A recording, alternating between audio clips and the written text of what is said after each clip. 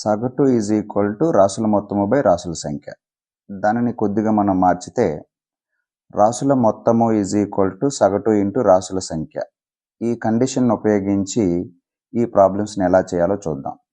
మొదటగా 8 రాసుల సగటు 43. వాటి నుంచి 8 అనే రాశిని తీసివేసిన మిగిలిన రాసుల సగటు ఎంత? ఫస్ట్ ఈ సెంటెన్స్ ప్రకారం ఈ రాసుల మొత్తం, ఈ 8 రాసుల మొత్తం కనుగొందాం. అంటే డైరెక్ట్గా సగటు వచ్చేస్తుంది. 8 రాసుల మొత్తము అంటే సగటు ఇంటూ రాసుల సంఖ్య. ఇది ఆ 8 రాసుల మొత్తం. వాటి నుంచి 8 అనే రాశిని తీసివేసిన ఉంది కాబట్టి -8. అంటే ఇది మొత్తం రాసుల మొత్తం అవుతుంది బై రాసుల సంఖ్య. స్టార్టింగ్లో 8 రాసులు ఉన్నాయి. ఒక రాశిని తీసివేయగా మిగిలిన రాసులు 7 రాసులు అవుతాయి. ఇప్పుడు ఈ 43ని 8తో గుణించడం. 8 మూడుల 24, 8 నాలుగుల 32, 2 34 -8/7. 344లోంచి 8 తీసేస్తే 336/7. ఇది క్యాన్సిల్ చేస్తే 7 4 28, 5 ఉంటుంది 56, 7 8 56. కాబట్టి 8 అనే రాశిని తీసివేస్తే మిగిలిన రాసుల సగటు 48. అలాగే 11 రాసుల సగటు 32. వాటికి 20 అనే రాశిని కలిపిన అన్ని రాసుల సగటు. ఇప్పుడు కలపడం.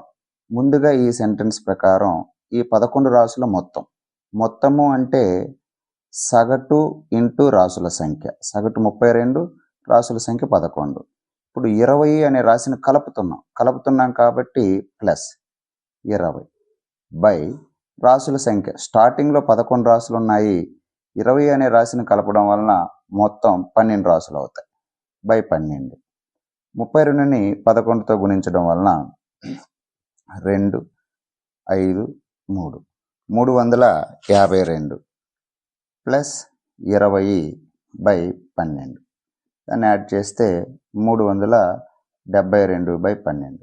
క్యాన్సిల్ చేస్తే 12 మూడుల 36, 12 ఒకట్లు. కాబట్టి ఆ రాసుల సగటు 31. ఇప్పుడు మరలా 7 రాసుల సగటు 24.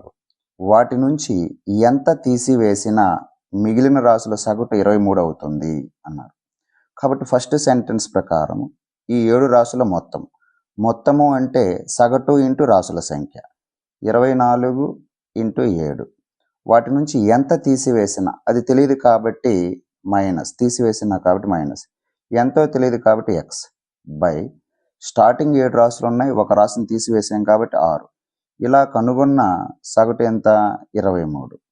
కాబట్టి ఇది క్రాస్ మల్టిప్లై చేస్తే 7తో ముందు 7 4 28, 7 14 2 16 minus 7 14 2 16 minus x is equal to 6తో దీన్ని మల్టిప్లై చేస్తాం. 6 మూల 18, 6 12 1 13. మనకి x కావాలి కాబట్టి x నట్టు 138.